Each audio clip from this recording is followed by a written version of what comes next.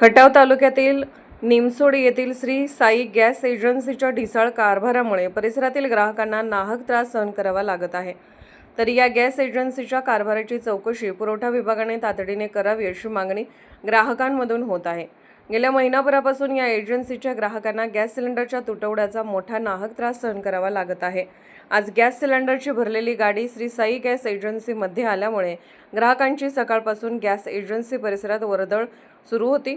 परंतु या एजन्सीमध्ये कामगारांची संख्या अपुरी असल्यामुळे ऑनलाईनची सेवा पूर्णपणे ठप्प होती। कार्ड ट्रान्सफर करणे, KYC ऑनलाईन करणे, गॅसचे आधीच बुकिंग परस्पर काळ्या बाजाराने विकले गेल्यामुळे अनेक ग्राहकांना OTP न आल्यामुळे गॅस मिळाले नाहीत। अशा या गॅस एजन्सीची तात्काळ चौकशी करून पुरवठा विभागाने तातडीने कारवाई करावी असा संताप गॅस धारकांकडून करण्यात आला।